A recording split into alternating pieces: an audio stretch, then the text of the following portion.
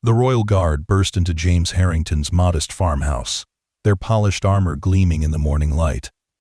"By order of Her Royal Highness, Princess Eleanor," the captain announced, unfurling an official scroll bearing the royal seal. James stood frozen, soil still fresh under his fingernails, as the royal official continued, "Your presence is requested at the palace immediately." The farmer's neighbors gathered outside, whispering in disbelief as they watched the man who had struggled for years to keep his land suddenly being escorted into a royal carriage. None of them knew the truth about the mysterious traveler who had appeared on his property just 3 days earlier, or how a simple act of kindness was about to change everything. Before we carry on, please hit the subscribe button to make my day, and let me know where you are watching from in the comments. Tomorrow's story will reveal an even bigger twist you won't want to miss. The late afternoon sun cast long shadows across James Harrington's struggling farmland. At 35, the lines etched into his weathered face told stories of drought, financial hardship, and perseverance against all odds. He wiped sweat from his brow as he examined the withering crops that stretched before him. Another poor harvest would mean disaster for the small farm that had been in his family for generations. "We'll make it through somehow, girl," he murmured to his loyal border collie, Maple, who circled his ankles with an encouraging wag of her tail. James had been talking to Maple more frequently these days, human company being scarce since his wife's passing 3 years ago. The isolation of rural Westfield was both a blessing and a curse, offering peace but little opportunity for a man fighting to keep his ancestral land. The mortgage papers demanding payment lay on his kitchen table, unopened but not forgotten. He had avoided reading the exact figure, though he knew it would exceed what his meager savings could cover. His pride had prevented him from seeking help, even as neighboring farms were bought up by wealthy investors from the capital city of Alderan. James led his 3 remaining horses into the stable, the rhythmic sound of their hooves against the packed earth oddly comforting. Hurricane, a sturdy bay with a temperamental streak but a strong back for plowing Daisy, a gentle mare who faithfully carried him on the rare occasions he traveled to town, and Juniper, the youngest and most spirited of the trio, a chestnut filly with promise that could fetch a good price at market if things became truly desperate. "Not yet," he told himself, running a hand along Juniper's flank. "Not while I still have options." The truth was, his options were dwindling by the day. The drought had stretched on for months, and even with the small creek that ran through his property, keeping the crops sufficiently watered was a daily struggle. The neighboring farms had the advantage of newer irrigation systems, investments James couldn't afford to make. As twilight approached, James prepared a simple meal of vegetable stew, using the last of his garden's yield. He ate in silence, the ticking of his grandfather's clock the only sound accompanying his thoughts. Tomorrow, he decided, he would ride into town and speak with the bank manager about extending his loan once more. The thought filled him with dread. The pride wouldn't feed him or keep the farm running. Sleep came fitfully that night, disturbed by worries about the future and the haunting memory of his wife's voice urging him to be practical rather than stubborn. "The land isn't worth your life, James," she had often said during her final days. Sometimes letting go is the bravest thing a person can do. But letting go meant failing not just himself, but 5 generations of Harringtons who had worked this soil, weathered hardships, and persevered. The farm wasn't just land and buildings, it was his heritage, his identity. Without it, James wasn't sure who he would be. Dawn broke with unexpected cloud cover, offering temporary relief from the relentless sun. James took it as a good omen as he dressed in his least-worn shirt and brushed the dust from his only pair of presentable boots. He would make himself look respectable before pleading his case to the bank. The sound of Maple's urgent barking drew him outside before he could finish his preparations. The dog raced toward the eastern property line, where the dirt road connecting his isolated farm to the main highway curved through a small grove of oak trees. "What is it, girl?" he called, grabbing his worn hat and following her. As he approached the tree line, he spotted the cause of her excitement, a figure leading a limping horse along the road, moving slowly in his direction. Travelers rarely passed this way, the road leading only to his farm and the abandoned property beyond it. James quickened his pace, curiosity and caution mingling as he drew closer. The traveler was a woman, he realized, dressed in practical riding clothes of surprisingly fine quality. Her dark hair was pulled back in a simple braid, and despite the dust of travel, there was something refined about her posture. The horse beside her was a magnificent animal, or would have been, if not for the obvious discomfort it displayed with each step. "Hello there," James called, approaching with Maple now quiet at his side, her tail wagging tentatively. The woman looked up, relief washing over her face. "Oh, thank goodness. I was beginning to think this road led nowhere." Her accent was cultured, marking her immediately as someone from the capital, or perhaps even further afield. "My horse has thrown a shoe and injured her hoof. I've been walking for miles looking for assistance." Up close, James was struck by the woman's composure. Despite her predicament, she carried herself with dignity.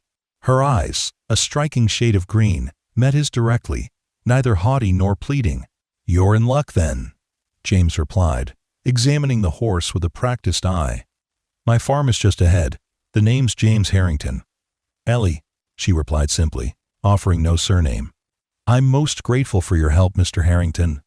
Something about her brevity struck him as unusual, but he dismissed it as the natural reserve of a woman traveling alone. "Let's get your horse settled first. She'll need rest before anyone can work on that hoof." As they walked the short distance to his farm, James learned that Ellie had been traveling from the capital to visit relatives in the western province of Marenfield. Her planned stop at an inn had been cut short when she discovered her horse's injury, and she had taken what she thought was a shortcut, only to find herself on the seldom used road to his property. "I'm afraid you're quite a ways from the main road," James informed her. "And further still from any inn or blacksmith." A flicker of concern crossed her features before she composed herself. "I see. That is inconvenient." "Inconvenient. The town of Westfield is about 4 hours' ride from here," he added, "but your horse won't make that journey today. She needs at least a day or two of rest." They reached the stable, where James carefully examined the horse's injured hoof. The animal was indeed high-quality stock, with breeding that spoke of wealth and careful selection. Its saddle and tack, though dusty from travel, were similarly fine. "The good news is, it's not serious," he announced after his inspection. "No permanent damage, but she'll need time to heal. The bad news is, you're stranded here unless you have someone coming to meet you." Ellie stroked her horse's neck thoughtfully. "I'm traveling alone, and no one is expecting me for several days." She hesitated. "Mr. Harrington, I realize this is terribly presumptuous, but might I impose upon your hospitality until I can arrange alternative transportation? I can compensate you, of course." James considered his empty guest room, unused since his mother-in-law's visit over 4 years ago. He had planned to go into town, to face the humiliation of begging for more time on his loan. But here was a stranger in need, and despite his own troubles, he couldn't bring himself to turn her away. "You're welcome to stay," he said finally. "But I need to warn you, my accommodations are simple. I'm a farmer, not an innkeeper." Relief softened her features. "Simple is perfectly acceptable. I'm more grateful than I can express." As he showed her to the house, James noticed how she took in her surroundings with careful attention. There was curiosity in her gaze, but not the judgment or pity he had grown to expect from visitors who saw only the signs of financial struggle in his peeling paint and patched roof. "You were preparing to go somewhere," she observed, noticing his attire. "Just into town on business," he replied, suddenly self-conscious about his threadbare good shirt. "Nothing that can't wait until tomorrow." He showed her to the guest room, apologizing for the musty smell as he opened windows to air out the space. "I'll fetch fresh linens," he said, embarrassed by the room's neglected state. "Please don't trouble yourself unduly," Ellie said. "I've imposed enough already."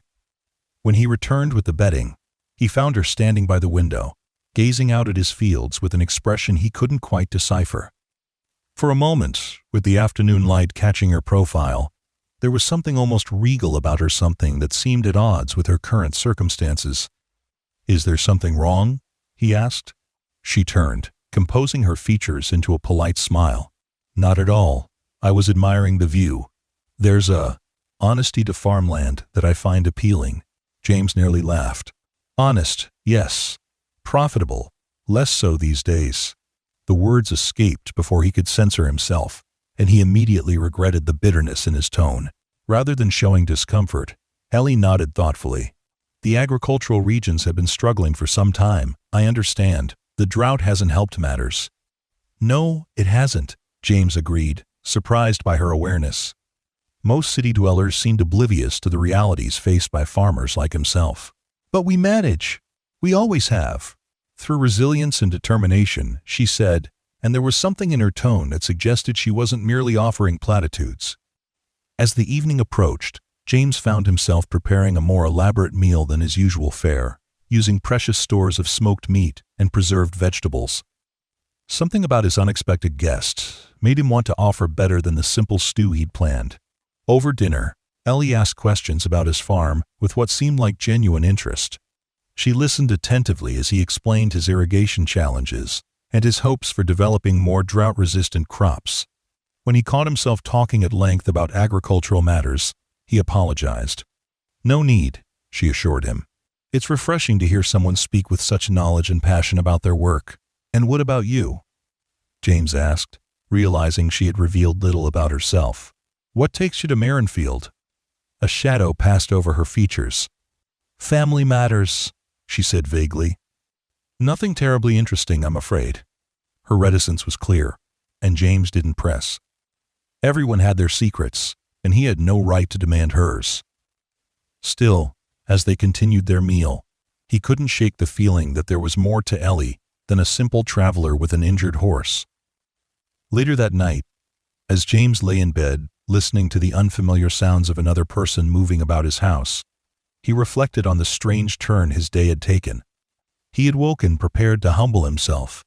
Before the bank manager instead, he was hosting a mysterious woman whose refined manners seemed at odds with her solitary travels. What do you think, Maple? He whispered to the dog curled at the foot of his bed. Is she running from something? Or toward something? Maple offered no insights, but her peaceful snores suggested she found no threat in their visitor. James eventually drifted to sleep, his financial worries temporarily overshadowed by curiosity about the woman sleeping under his roof. Morning arrived with a gentle rain, the first in weeks. James found Ellie already awake, standing on his porch watching the rainfall with evident delight. Your crops must be grateful, she commented, as he joined her. They are. And so am I, he replied. Though, I'd be more grateful if it continued for a day or two. The rain meant a reprieve from irrigation duties, allowing James to focus on other neglected tasks. When he offered to take Ellie into town once the weather cleared, she surprised him by asking if she might stay another day to give her horse more time to recover.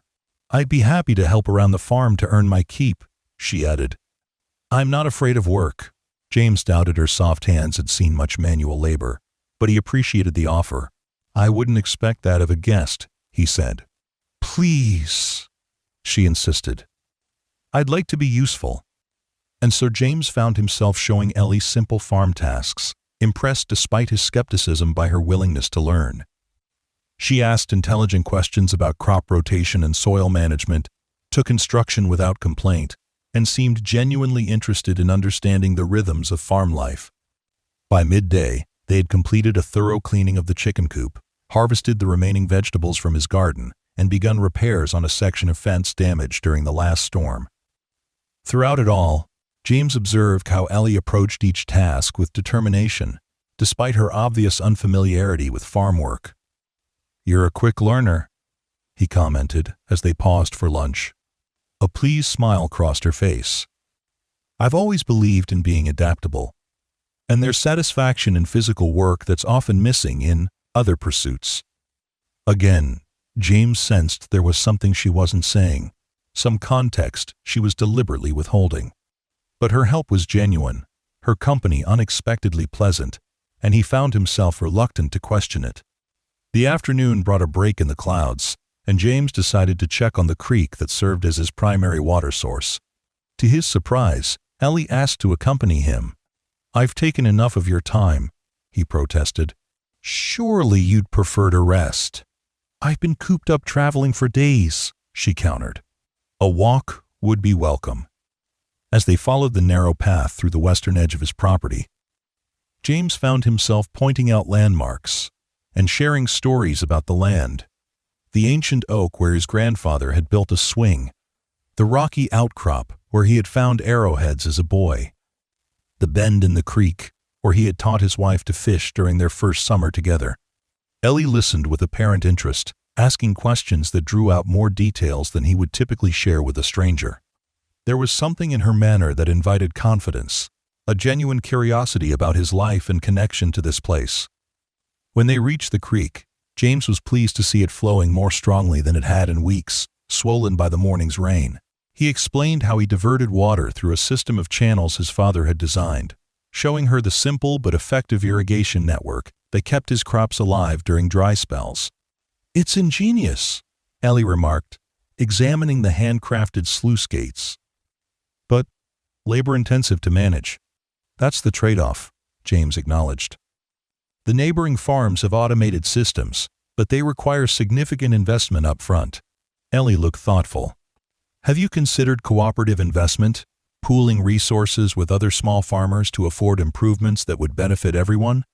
Most of the small farms around here have already been sold to corporate pry." "Interests?" James explained. "And those of us left," he trailed off, unwilling to admit the extent of his financial troubles to someone he barely knew.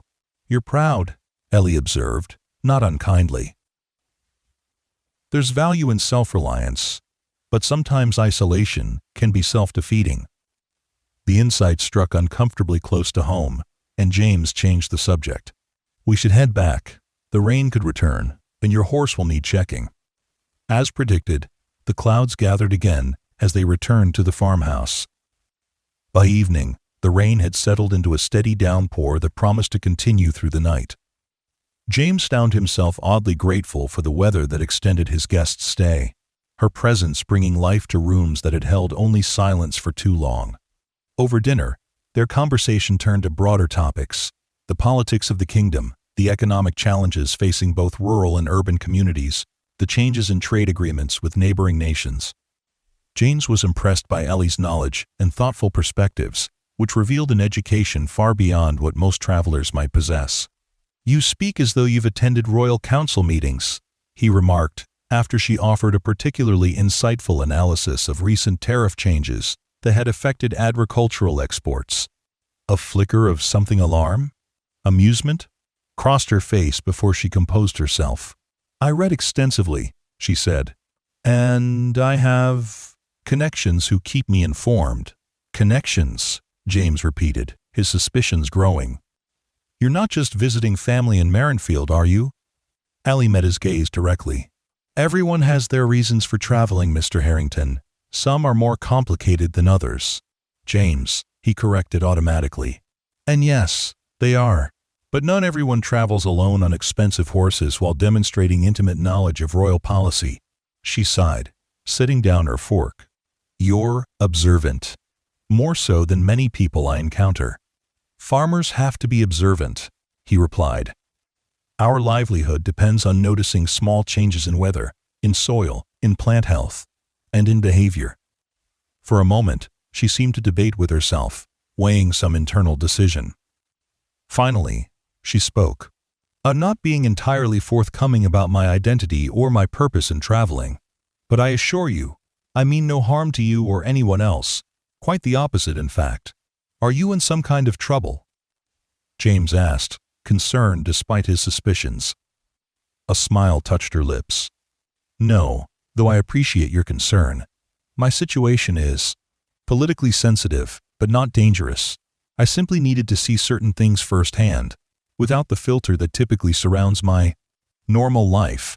The cryptic explanation raised more questions than it answered, but James sensed she would reveal no more tonight. Whatever her secrets, Ellie had been a respectful guest and willing helper on his farm.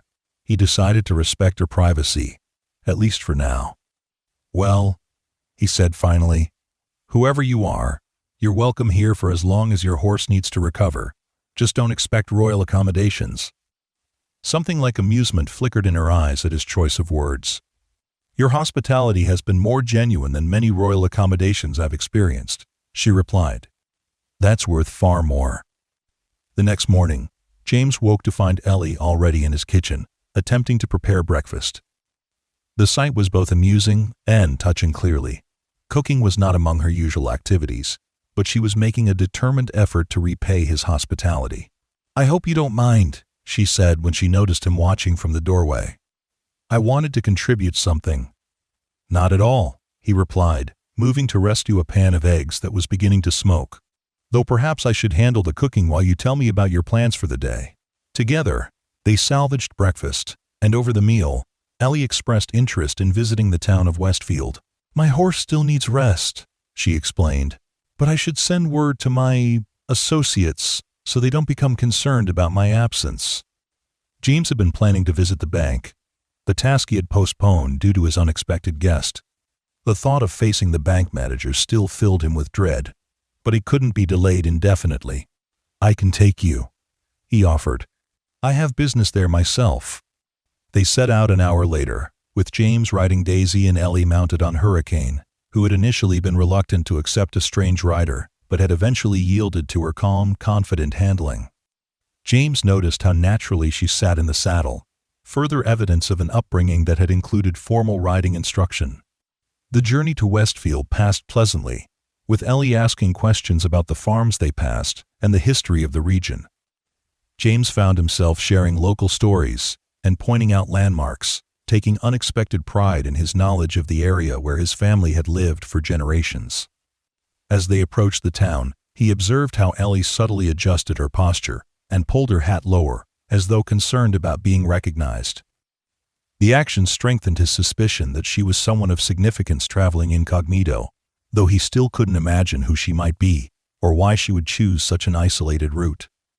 Westfield was a modest market town, its single main street lined with essential businesses: the general store, the blacksmith, the tavern that doubled as an inn, and the small stone building that housed both the town's administrative offices and its only bank. Market day had brought farmers and traders from surrounding areas, creating a bustle unusual for the normally quiet community. "I have business at the bank," James told Ellie, as they secured their horses at the public hitching post. "It may take some time. Where shall I meet you afterward?" "Actually," she replied, "I need to send a message. Is there a telegraph office here?" James directed her to the post office at the far end of the street, where the town's single telegraph operator maintained connection with the wider world. "I'll find you there when I'm finished," he said, already dreading the conversation ahead. Inside the bank, James waited his turn, hat in hand, rehearsing the words he would use to request yet another extension on his loan. When finally he stood before Mr. Blackwood, the bank manager's expression held little encouragement. "Mr. Harrington," Blackwood greeted him with formal politeness. "I presume you're here about your mortgage payment." "Yes, sir," James confirmed, swallowing his pride. "I was hoping we might discuss an extension. The drought has affected my yields significantly, but with the rain we've had recently—" "Mr. Harrington," Blackwood interrupted, "this would be your third extension this year. The bank has been accommodating, but there are limits to our flexibility. The investors from Capital Agricultural Enterprises have expressed strong interest in your property, offering to clear all outstanding debts and provide you with a reasonable relocation allowance." James felt a chill at the mention of Capital Agricultural Enterprises, the corporate entity that had already acquired 3 neighboring farms. "I'm not interested in selling," he said firmly. Blackwood sighed. "I understand your attachment to the land, but from a financial perspective, their offer represents your best option. The property hasn't been profitable for several years, and with the climate trends—" "The farm has supported my family for generations," James interrupted, a rare spark of anger breaking through his usually composed demeanor. "It can do so again with the right support and investment." "And where would that investment come from?" Blackwood asked, not unkindly. "The bank cannot extend further credit without evidence of imminent improvement in your financial situation." James had no ready answer. The improvements needed to make his farm competitive would require capital he simply didn't have. "I just need time," he said finally. "Just until harvest." The conversation continued in circles, with Blackwood reluctantly agreeing to a mere 2-week extension, enough time for James to reconsider his options. As the banker delicately put it, it was clear that without a miracle, the Harrington farm would soon change hands. When James emerged from the bank, the weight of reality pressed heavily on his shoulders. He had known the situation was dire, but having it spelled out so explicitly left little room for the hope he had been nurturing. 2 weeks was hardly enough time to turn things around. Lost in troubled thoughts, he made his way toward the post office to meet Ellie. As he approached, he noticed a small commotion outside the building. 2 men in the distinctive uniform of royal messengers were speaking urgently with the telegraph operator, who appeared flustered by their presence. James hung back, not wishing to intrude on official business. As he waited, he caught fragments of conversation that suggested they were searching for someone whose description sounded remarkably like his houseguest. Concern flooded him. Was Ellie a fugitive? Had he unknowingly harbored someone fleeing royal justice? But that didn't align with the comfortable way she had discussed royal policy, nor her evident education and refined manners. Before he could process these thoughts, Ellie herself emerged from the building. Upon seeing the royal messengers, she froze momentarily before composing herself and approaching them directly. James watched, astonished, as the messenger's demeanor transformed from urgent inquiry to profound deference, with both men bowing deeply. "Your Highness," one said clearly enough for James to hear. "We've been searching since you failed to arrive at the western checkpoint. The captain of the guard has been beside himself with worry. As you can see, I am perfectly well," Ellie, or whoever she truly was, replied with calm authority. "There was a minor mishap with my horse, but I've been safely accommodated by a local farmer." James felt as though the ground had shifted beneath his feet. "Your Highness?" The formal address, the royal messengers, the deference all pointed to a conclusion so improbable he could scarcely comprehend it. His houseguest, the woman who had cleaned his chicken coop and attempted to cook his breakfast, was royalty. As if sensing his presence, she turned then, and saw him standing there. A complex emotion crossed her face, embarrassment perhaps, or regret at having her identity discovered. With a few quiet words to the messengers, she approached him. "James," she said softly, "I owe you an explanation." "Your Highness?" he repeated, the words feeling foreign on his tongue. She sighed. "Princess Eleanor Marielle Augusta Calderon," she confirmed. "Though I much prefer when people call me Ellie." Princess Eleanor. The name registered with shocking clarity. Princess Eleanor, the king's only daughter, known for her advocacy of agricultural reform and rural development. Her face had appeared on coins and in newspaper articles, though James now realized the formal portraits failed to capture the intelligence and warmth he had observed in person. "You," he struggled to find words. "You cleaned my chicken coop." A smile touched her lips. "And did a rather good job of it, I thought." "But why?" James asked, bewildered. "Why travel alone? Why stay at my farm when you could have summoned assistance immediately?" Eleanor glanced at the waiting messengers before returning her attention to James. "Walk with me," she requested, and despite his confusion, James found himself falling into step beside her as she moved away from curious onlookers. "I've spent years advocating for policies to support small farmers," she explained as they walked. "I've read reports, attended council meetings, listened to experts, but I've never experienced the realities firsthand. Never seen with my own eyes what drought means to someone whose livelihood depends on rain. Never understood the true impact of banking policies on family farms like yours." She paused, looking out at the town square where local farmers were selling their produce. "My father agreed that I could make this journey incognito, with royal guards following at a distance. When my horse was injured and I found myself at your farm, I saw an opportunity to learn things no official report could teach me."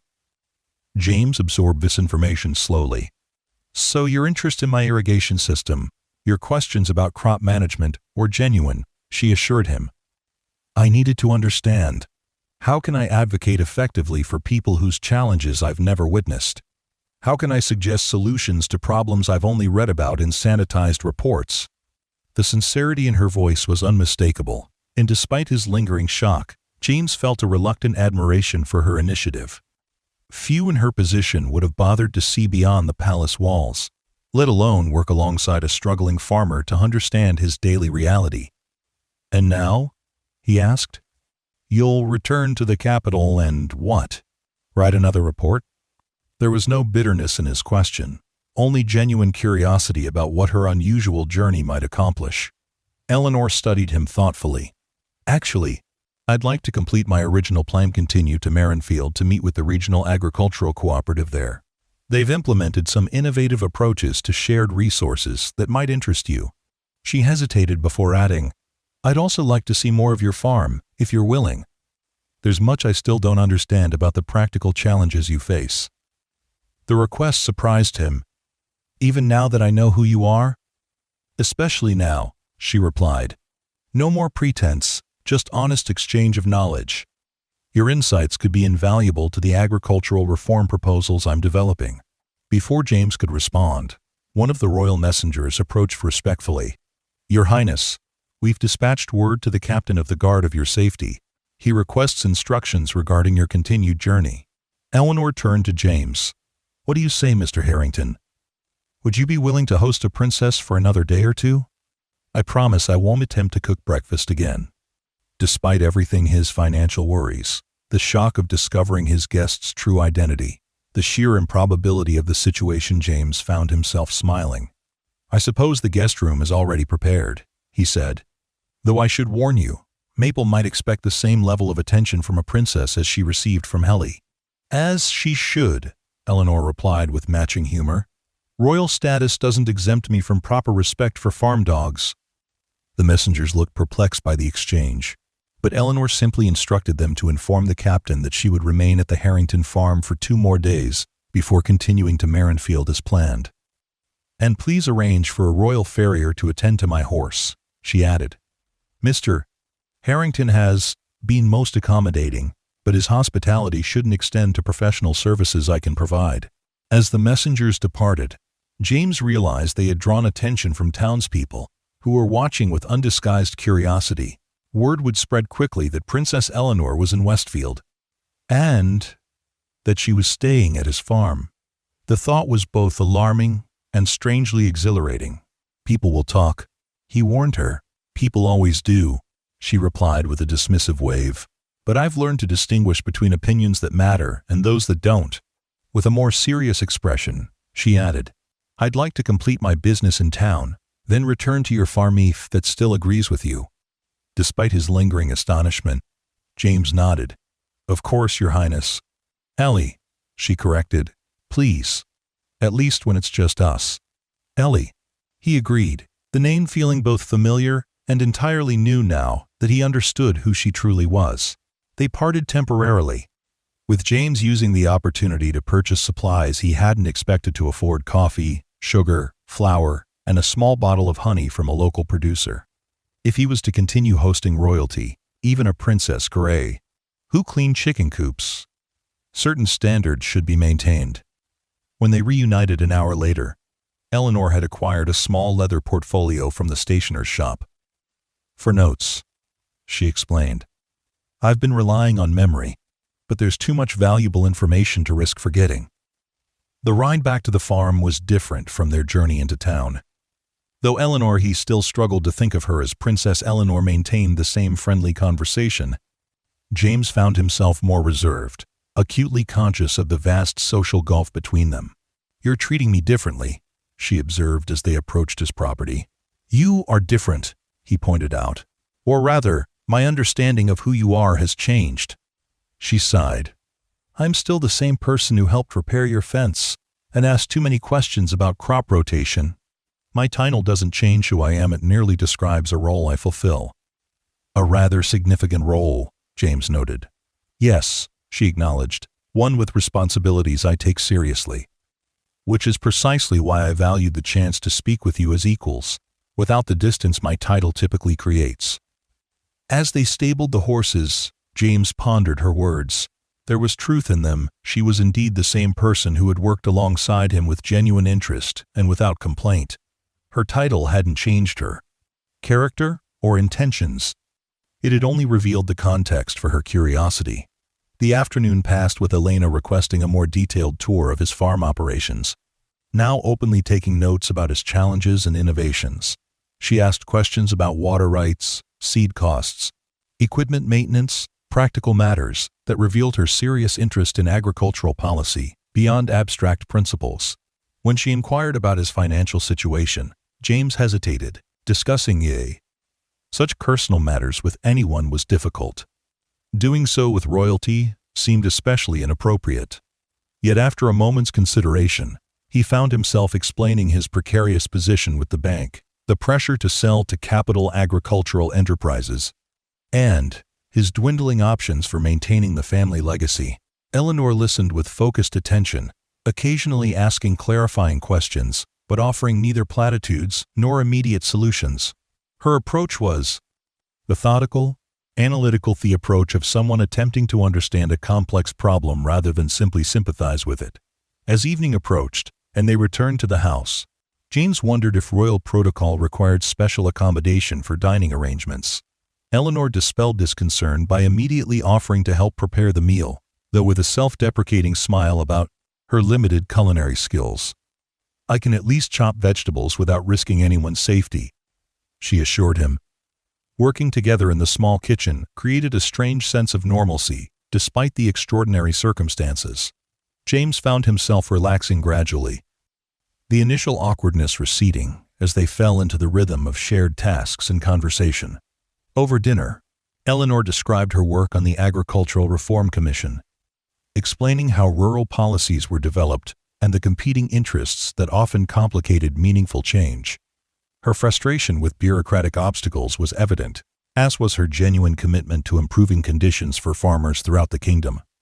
"The drought has exposed weaknesses in our agricultural infrastructure that have been developing for years," she explained. "But it's also created an opportunity for significant reform if we can demonstrate viable alternatives to corporate consolidation." "Such as?" James asked, intrigued despite his skepticism about political solutions. "Regional cooperatives, shared water rights management, public investment in irrigation infrastructure," she listed, warming to her subject. "The Marin Field model has shown promising results by combining traditional farming practices with new technologies, all supported by a cooperative structure that gives small farmers collective bargaining power." The conversation continued long after the meal was finished, with Eleanor sketching rough diagrams of water management systems and cooperative governance structures, while James offered practical insights about what might or might not work in real farming conditions. "The theory often falls apart in practice," he explained, pointing to a flaw in her irrigation sharing proposal. "This works on paper, but when the Jones farm needs water at exactly the same time as the Peterson place, someone has to make decisions about priority. Those decisions create conflict unless there's trusted leadership." Eleanor noted his observation thoughtfully. "So the human element, trust, leadership, conflict resolution matters as much as the technical design." "More, sometimes," James confirmed. "The best system fails if people don't believe in it." By the time they concluded their discussion, the clock had struck midnight, and James was startled to realize how completely he had forgotten he was speaking with royalty. Her genuine interest and thoughtful questions had created a conversation between equals, focused on shared concerns rather than social distinctions. As they prepared to retire for the night, Eleanor thanked him for his candor. "Few people speak to me with such honesty," she said. "It's refreshingly valuable." The following morning brought an unexpected development.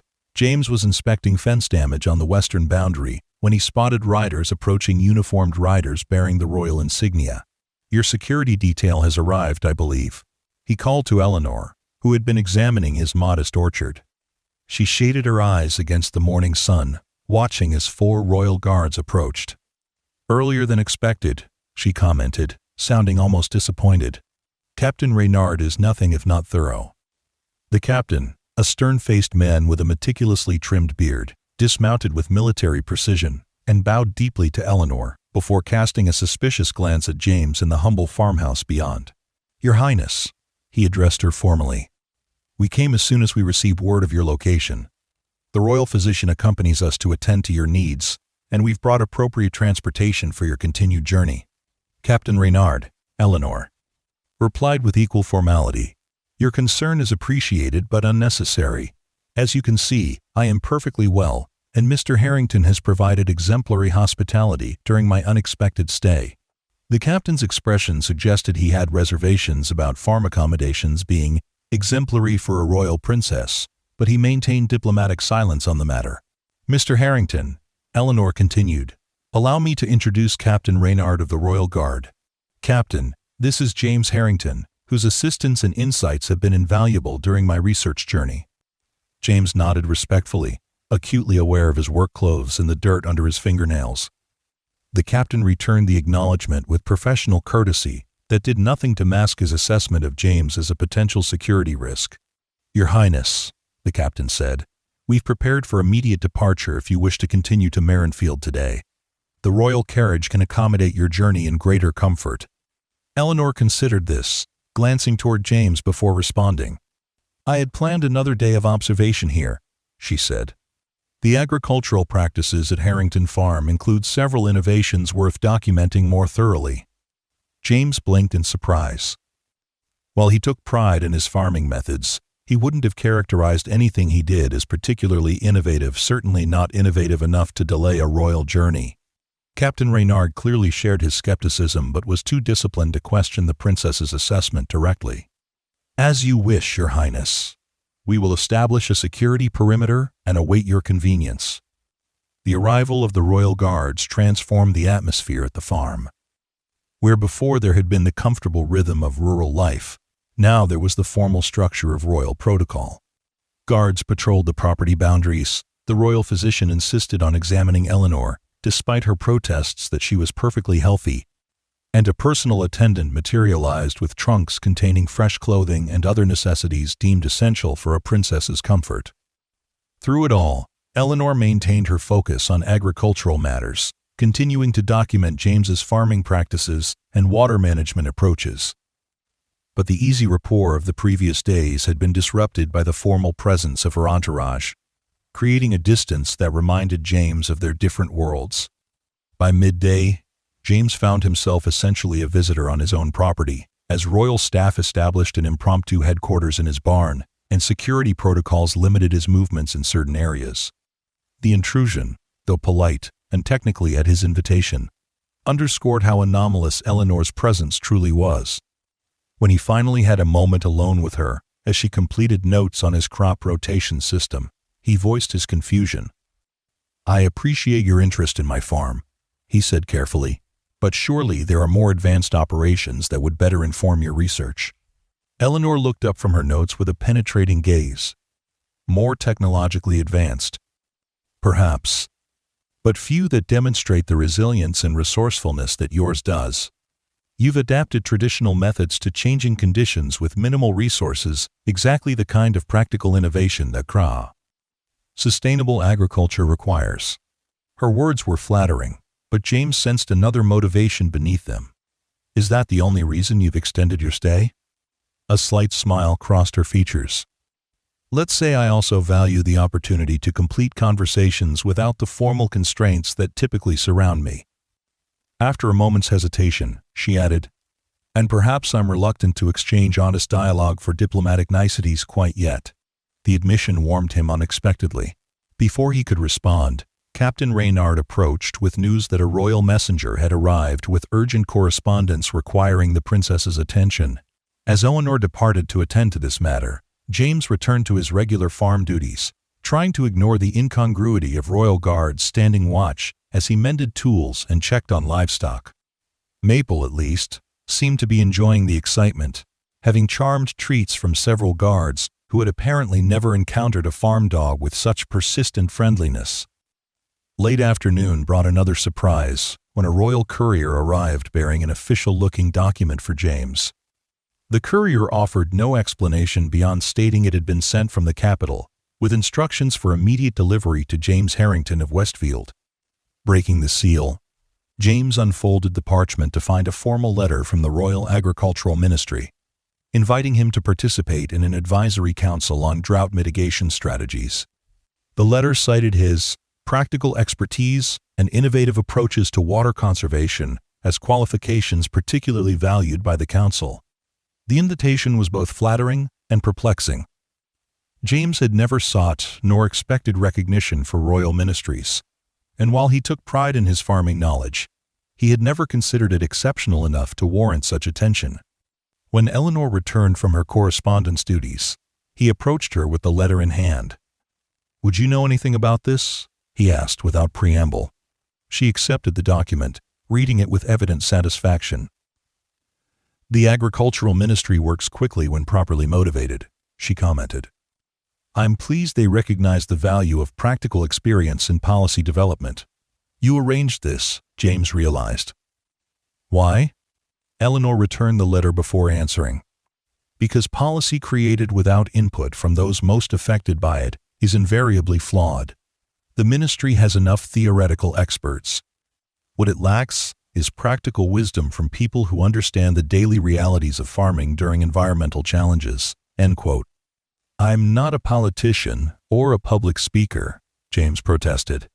"I'm just a farmer trying to keep his land." "Precisely why your voice needs to be heard," she countered.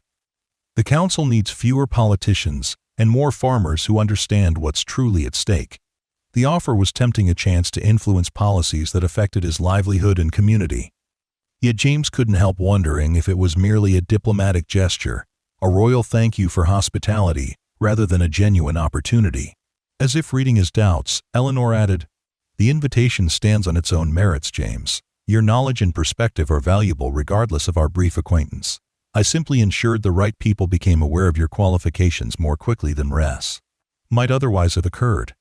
Before James could formulate a response, one of the royal guards approached to inform Eleanor that final preparations were being made for departure the following morning. The news served as a stark reminder that their unusual connection was temporarily a brief intersection of vastly different lives that would soon diverge again. That evening's meal was a curious blend of formality and familiarity. Eleanor insisted on dining in James's kitchen rather than the elaborate picnic her staff had prepared, but conceded to the presence of a royal food taster who discreetly sampled each dish before she died, a protocol that seemed absurdly out of place in the humble farm setting. Their conversation was more reserved than on previous evenings, both aware of the imminent conclusion to their unexpected alliance.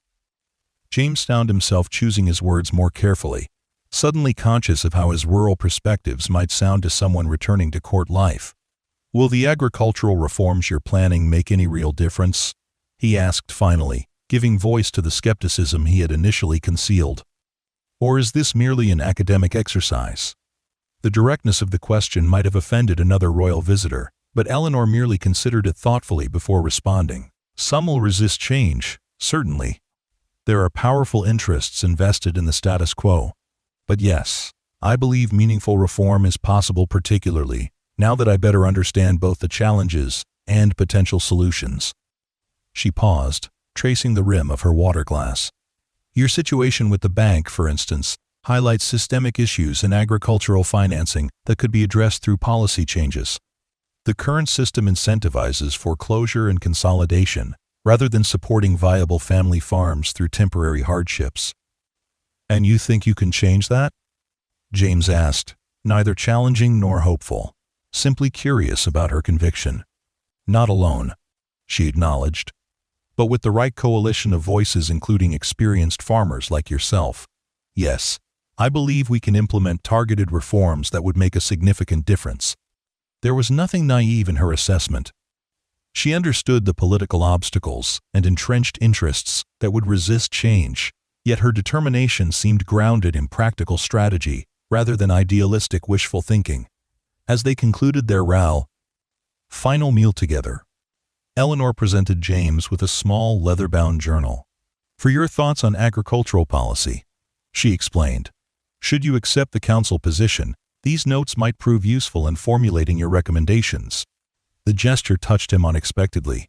It wasn't a royal gift bestowed from on high, but a practical tool offered by one colleague to another, a recognition of shared purpose that transcended their different stations.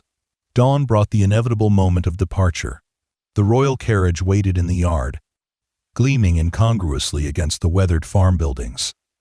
Eleanor's horse, now fully recovered, was loaded onto a specially designed transport wagon. While royal guards maintained a vigilant perimeter around the property, James stood awkwardly beside the carriage, uncertain of the proper protocol for bidding farewell to a princess.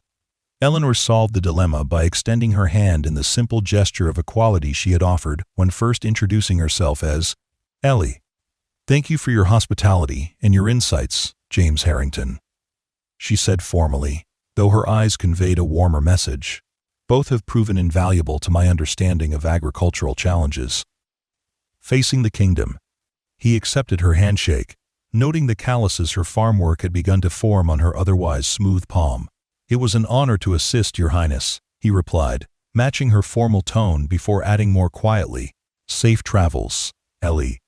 A smile touched her lips at the familiar address. "I look forward to seeing you at the Agricultural Ministry," she said. "Your voice will be an important addition to the council." With that, she entered the carriage, the door closed behind her, and the royal procession began its journey down the dusty farm road. James watched until the carriage disappeared from view, Maple sitting quietly at his feet, as though she too understood the significance of the departure. Life returned to its normal rhythms, though normal now felt strangely hollow after the extraordinary interlude. James resumed his daily tasks, continuing the endless work of maintaining his struggling farm while pondering the invitation that offered a glimpse into a world far beyond his experience. 3 days after Eleanor's departure, James received another visitor, this one expected. Mr. Blackwood from the bank arrived precisely at the appointed time, his ledger tucked under his arm and his expression professionally neutral as James invited him inside. "I've reviewed your situation thoroughly, Mr. Harrington," the banker began once they were seated at the kitchen table. "While I understand your attachment to the property, the financial realities are difficult to ignore. Without significant capital investment, the farm's productivity will continue to decline, making loan repayment increasingly problematic." It was the same assessment James had heard before, delivered with the same detached professionalism. Yet this time, rather than filling him with despair, the words crystallized a decision that had been forming since his conversations with Eleanor. "I understand the challenges, Mr. Blackwood," he replied calmly, "and I'm exploring several options for addressing them." The banker raised a skeptical eyebrow. "Options such as?" "Cooperative water management with the remaining independent farms in the region," James began, drawing on concepts Eleanor had outlined.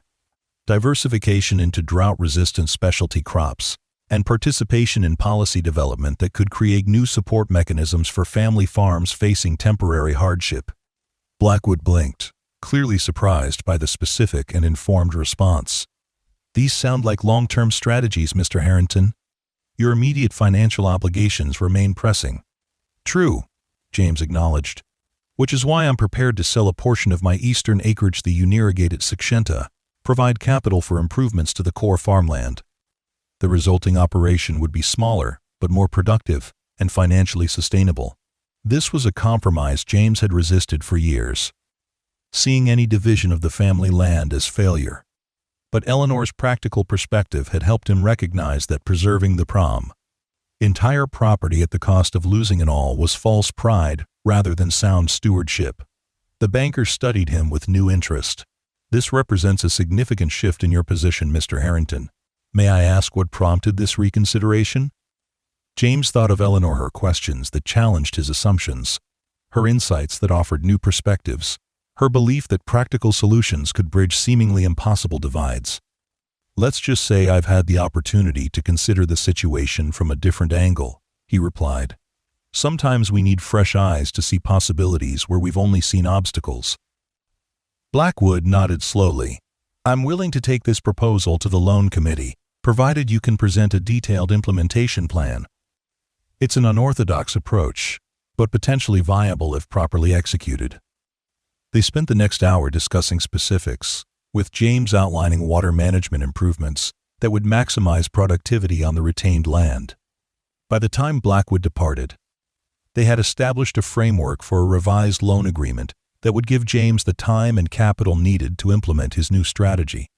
Standing on his porch watching the banker's car disappear down the road, James felt a cautious optimism he hadn't experienced in years.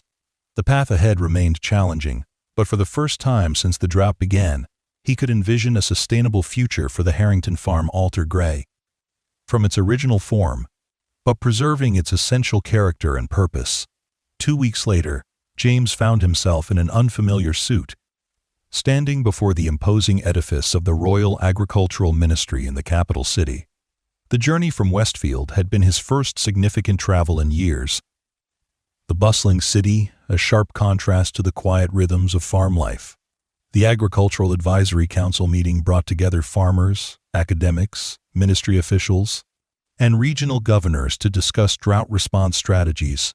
James had prepared diligently, reviewing his notes and practicing the key points he wished to emphasize about practical challenges facing small-beret farmers. Still, as he entered the grand meeting chamber with its polished wooden tables and formal portraits of past ministers, he felt acutely out of place. The other council members included distinguished professors, wealthy estate owners, and government officials whose polished appearance and confident demeanor spoke of lifelong comfort in such settings. James took his assigned seat near the middle of the long table, nodding politely to those nearby, but saying little as introductions circulated around the room. When his turn came, he stated his name and occupation simply. James Harrington, farmer from Westfield. The understatement earned him curious glances from several participants, clearly wondering how a simple farmer from a remote community had secured a place at this prestigious council. James allowed their curiosity to go unsatisfied, focusing instead on the agenda documents placed before each seat. As the meeting commenced, the conversation initially followed predictable patterns. Academic experts presented theoretical models of climate change impacts, ministry officials outlined existing response programs, and regional governors advocated for their particular constituencies. James listened attentively, noting how often the discussion drifted toward abstract policy goals without addressing practical implementation challenges. When finally given an opportunity to speak, James cleared his throat and addressed the assembly with straightforward clarity.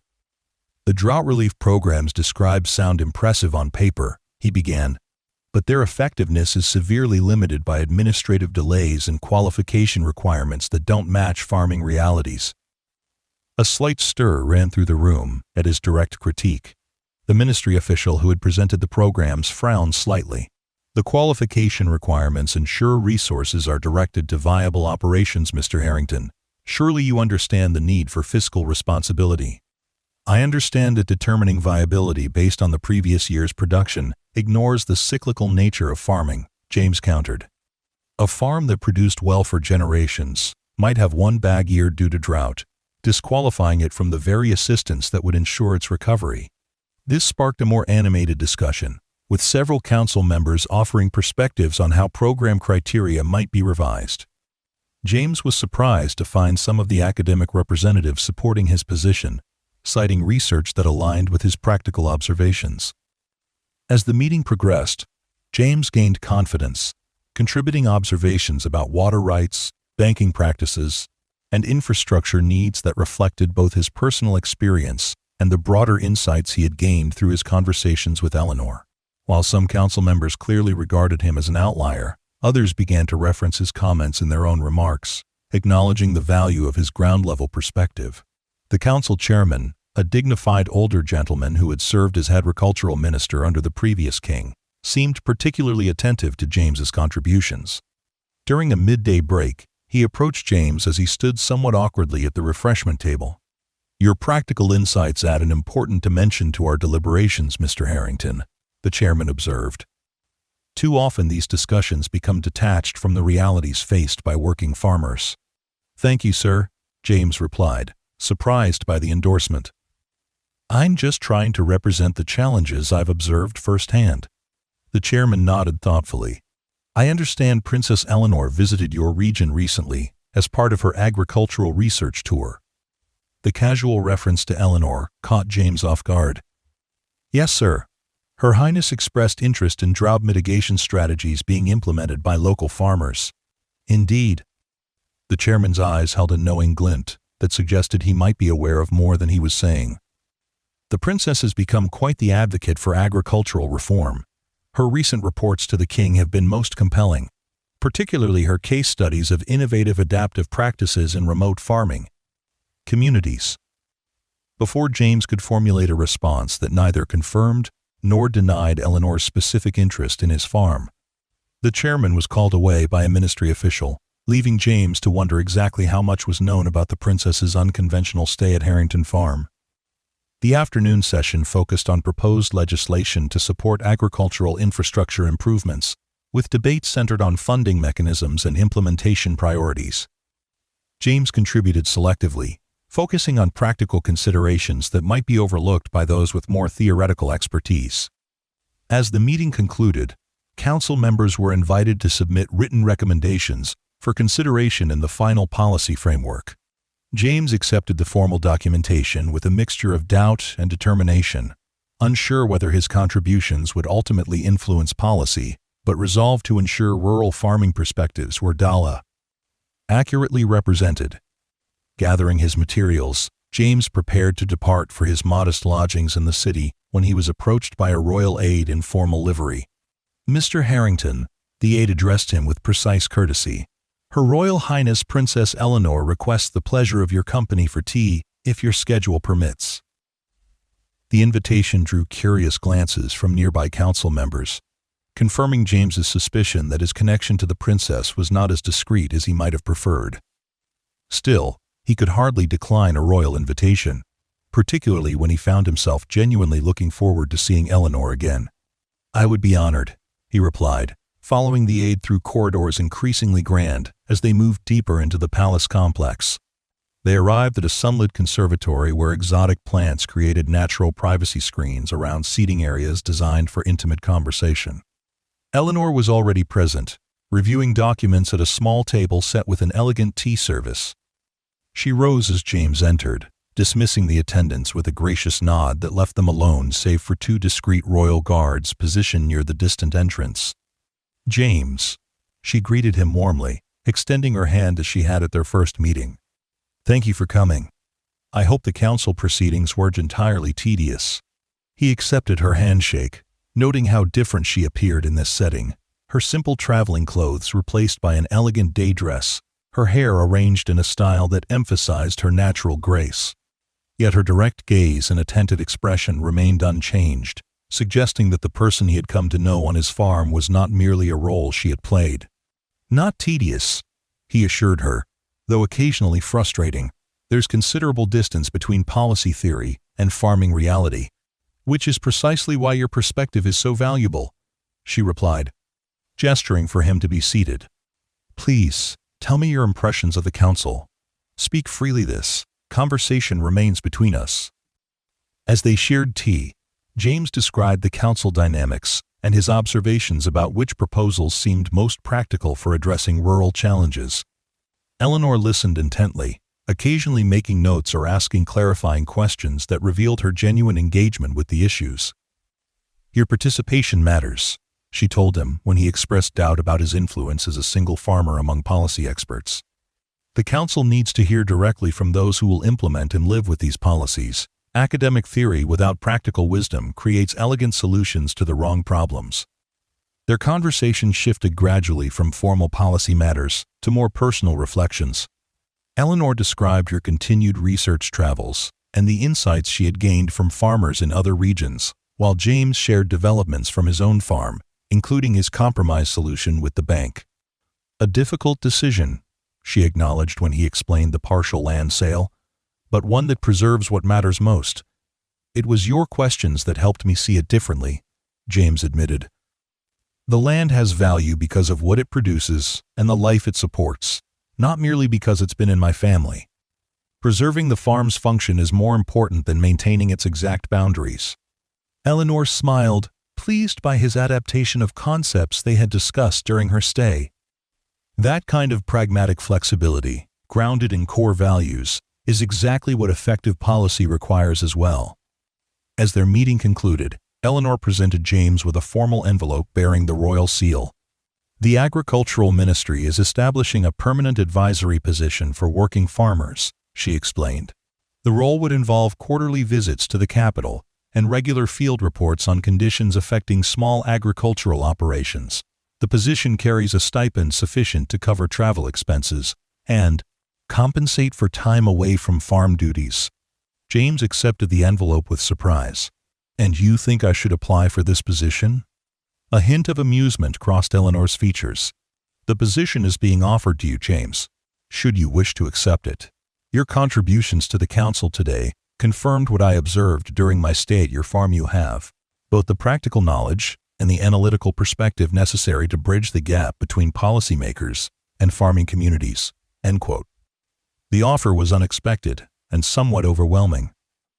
James had come to the capital expecting to attend a single council meeting before returning to his farm and the ongoing struggle to implement his new sustainability plan.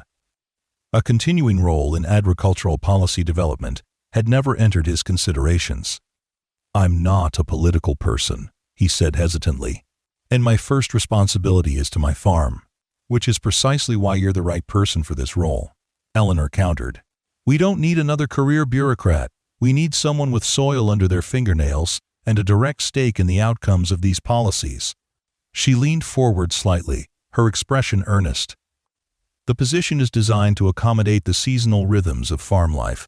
Meetings are scheduled during winter and early spring when demands on your time are less intense. The rest can be managed through written reports and occasional visits from ministry representatives." End quote. The thoughtful structure of the role suggested Eleanor had personally shaped it with his circumstances in mind. James found himself touched by her consideration and intrigued by the opportunity to influence policies that would affect not just his farm, but countless others like it throughout the kingdom. "I would need time to consider," he said finally. "This isn't a decision to make lightly." "Of course," Eleanor agreed. "Read the full description and discuss it with anyone whose counsel you value. The ministry requires your response within a month, but I'd appreciate knowing your thoughts once you've reached a decision." As their meeting concluded, Eleanor walked with him to the conservatory entrance, where the royal aide waited to escort him out of the palace complex. Before they parted, she spoke with unexpected warmth. "Whatever you decide about the advisory position, James, know that your hospitality and insights have already contributed significantly to our understanding of agricultural challenges. Some palace walls are harder to see than others, but they all limit perspective in ways we don't always recognize until someone offers us a different view." The sincere acknowledgement of their unusual connection, princess and a farmer finding common ground in shared concerns, despite their different worlds, moved him deeply. "I was simply being neighborly," he said modestly. "Anyone would have done the same." "We both know that isn't true," Eleanor replied with gentle certainty. "Kindness to strangers, openness to different perspectives, willingness to share knowledge freely, these qualities are rarer and more valuable than many realize." With that, she took her leave with a formal nod that somehow managed to convey both royal dignity and personal warmth. James watched her go, struck again by the remarkable circumstances that had brought their lives into brief alignment. The journey home gave James ample time to consider Eleanor's offer. As the carriage carried him back toward Westfield, he reviewed the detailed description of the advisory position, weighing its demands against his farm responsibilities and considering what he might genuinely contribute to national agricultural policy.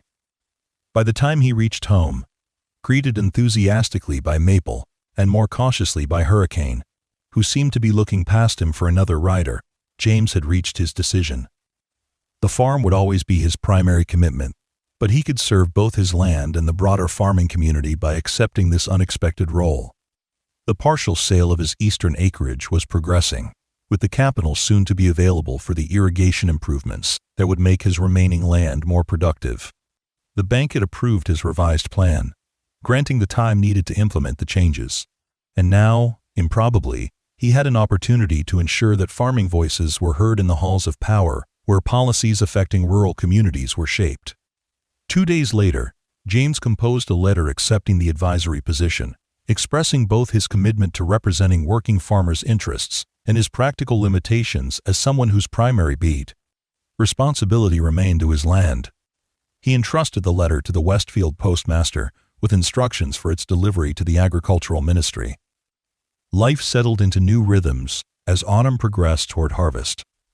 The reduced acreage meant less overall yield, but allowed more intensive management of the core farmland, resulting in better quality crops. The irrigation improvements funded by the land sale were already showing promise, with more efficient water distribution supporting stronger plant growth despite continued dry conditions. News of James's advisory appointment spread through Westfield, generating curiosity and occasional skepticism about how a local farmer had gained such recognition. James addressed questions with simple honesty, explaining that his practical experience had been deemed valuable to policymakers seeking to understand rural challenges firsthand. He said nothing about Princess Eleanor's unorthodox visit to his farm, respecting both her privacy and the unique nature of their connection. Yet he often thought of their conversations as he drafted his first field report for the ministry, ensuring that the document reflected not just his individual situation, but the broader patterns affecting Yakrate family farms throughout the region. Winter brought the expected summons to the capital for the quarterly advisory meetings. James traveled with greater confidence this time, more familiar with the journey and clearer about his role in the policy discussions that awaited him. The agricultural ministry had changed subtly in the months since his first visit. New leadership reflected the king's increased attention to rural economic stability, with several positions filled by individuals known for their practical approach to agricultural development, rather than purely theoretical expertise. James's advisory role proved more substantive than ceremonial. His insights were actively solicited during policy debates, his field reports referenced in discussions of program design, and his practical suggestions for implementation often incorporated into final recommendations. It became clear that Princess Eleanor's agricultural reform initiatives were gaining traction, with meaningful changes beginning to reshape the relationship between the crown and farming communities. Though his interaction with Eleanor herself was limited to formal settings where royal protocol prevailed, James occasionally caught her watching him during council debates with the same attentive expression she had shown while learning about irrigation systems on his farm. In those moments, across the gulf of their different positions, he sensed the continuing connection forged during those unusual days when a princess had cleaned chicken coops and repaired fences, seeking to understand realities beyond palace walls. Spring returned to Harrington Farm with new promise. The irrigation improvements functioned better than anticipated.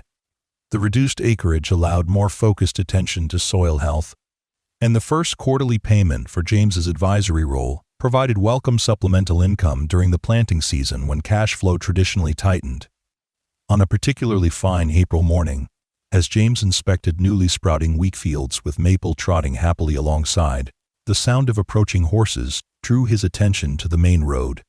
A small procession was visible in the distance, too formal for local travelers, but too modest for a full royal entourage.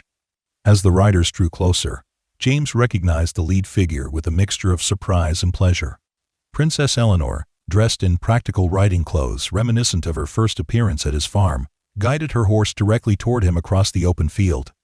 Two royal guards followed at a respectful distance, their presence clearly non-negotiable, but their positioning suggesting they had been instructed to allow the princess a measure of privacy. Behind them, a third rider led a pack horse laden with what appeared to be equipment cases, rather than personal luggage. Eleanor reined in her mount, the same horse that had been injured during her previous journey, now fully recovered and moving with elegant strength. "Good morning, Advisor Harrington," she greeted him formally, though her smile held genuine warmth. "I hope my unannounced visit isn't an inconvenience." James bowed slightly, conscious of the watching guards but unable to suppress his pleasure at seeing her again. "Your Highness, unexpected certainly, but never an inconvenience." Her smile broadened at his welcome. "I'm conducting a follow-up study on drought mitigation efforts in the region," she explained, gesturing toward the cases carried by the pack horse. "The Agricultural Ministry is documenting successful adaptations to changing climate conditions, and I recalled that Harrington Farm was implementing some innovative approaches worth examining."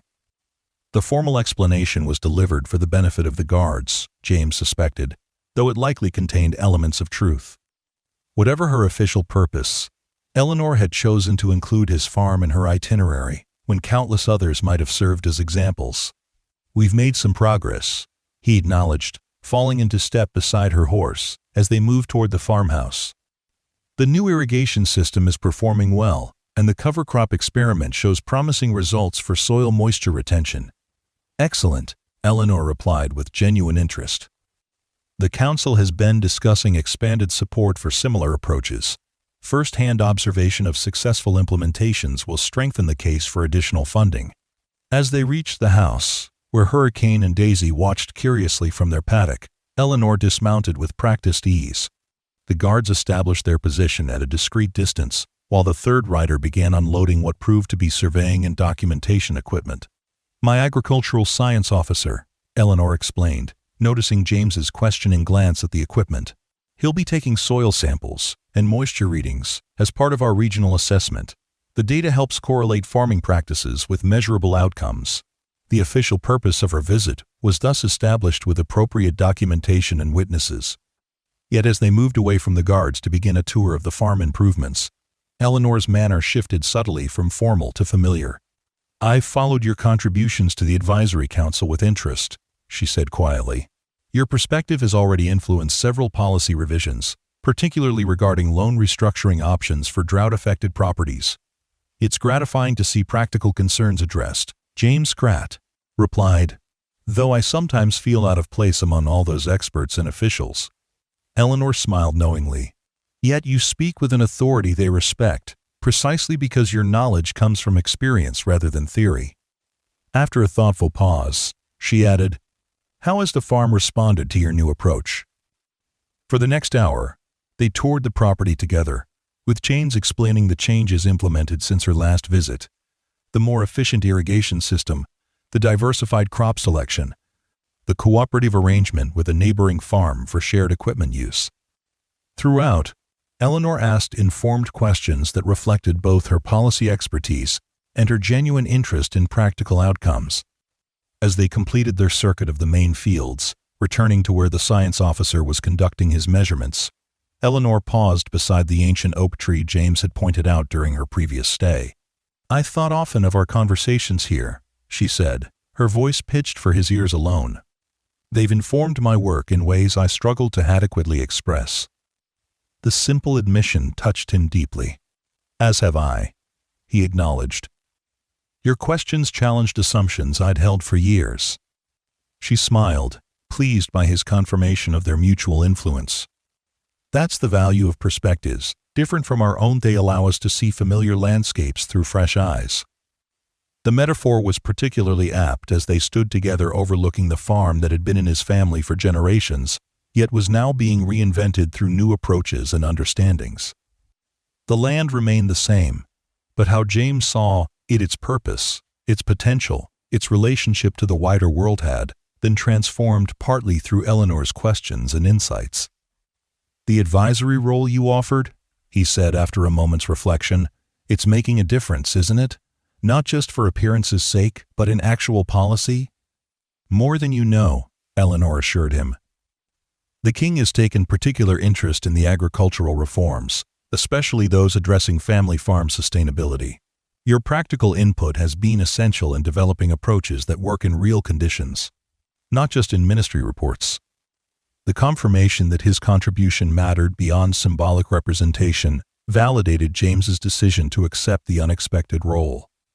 He had entered the policy world reluctantly, doubtful of his ability to influence systems so far removed from his daily experience.